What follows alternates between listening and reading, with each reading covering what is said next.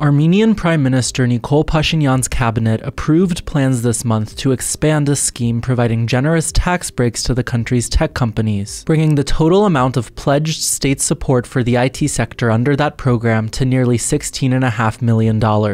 Last December, the Armenian government earmarked just over $12.5 million in temporary tax rebates for tech companies that meet a number of preset requirements, like having no outstanding tax obligations and exporting the majority of their products. About 200 companies have applied for the program, with each eligible for up to about $1 million in support. Armenia's currency, the dram, substantially increased in value last year amid massive inflows of Russian money to the country, resulting in slashed revenues for most of Armenia's IT firms, which typically receive payments from overseas clients in dollars or other foreign currencies. Pashinyan has said the tax breaks would make up for those losses and, quote, substantially increase the IT sector's competitiveness on the international market. IT companies in Armenia already benefited from special tax treatment before the government's latest rebate program. Under Armenian law, tech firms are exempt from corporate income tax, and their employees pay a substantially reduced personal income tax. The tech sector employs about 20,000 people in Armenia and has been boosted significantly by last year's influx of tens of thousands of Russians, many of whom are IT workers. Turnover in Armenia's IT market reached nearly $1.5 billion last year, a year-on-year increase of about 65%.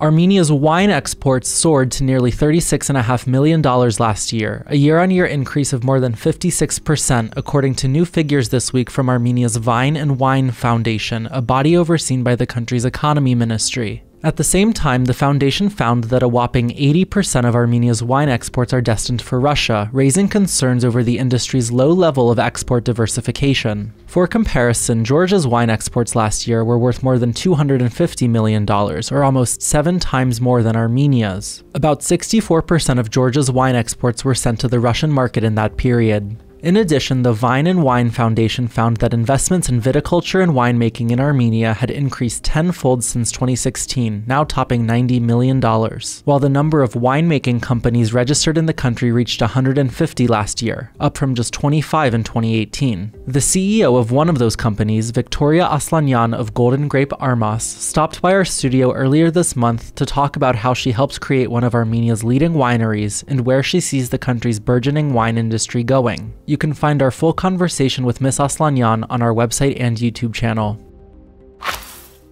Also this week, the Armenian government's anti-monopoly watchdog fined 3 dairy producers a total of nearly $33,000 for anti-competitive practices. In a statement, the Competition Protection Commission said its investigators found that dairy producers Amasya, Aparan, and Meryerkir had intentionally misrepresented the amount of fat in their cheese, milk, and yogurt products. The fines come amid ongoing negotiations between Yerevan and Moscow over Russia's recent ban on Armenian dairy products. Earlier this month, Russia's food safety body, Roselkhoznadzor, banned Armenian dairy products after determining that some Armenian dairy producers were importing raw materials from Iran in breach of Armenia's commitments to the Eurasian Economic Union, a Russian-led trade bloc. The agency also said its inspectors had found a number of health code violations during visits this year to Armenian dairy producers. The heads of Roselkhoznadzor and Armenia's Food Safety Inspectorate met for talks in Moscow this week at Yerevan's request to discuss the ban. In a statement, Roselkhoznadzor said the officials discussed, quote, a number of critical problems in controlling the supply of Armenian dairy products to Russia, and, quote, agreed to carry out step-by-step work to resolve the current situation and restore the previous level of trust.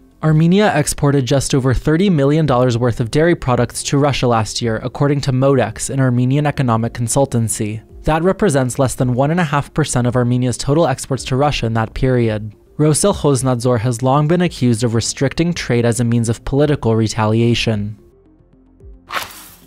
And finally, Armen Nurbekyan, deputy governor at Armenia's central bank, sat down with us this week to talk inflation, sanctions, and much more. You can find our full interview with Mr. Nurbekyan on our website and YouTube channel. And as always, for the latest updates from Armenia, Nagorno-Karabakh, and the region, please follow CivilNet on Facebook, Twitter, Instagram, and YouTube.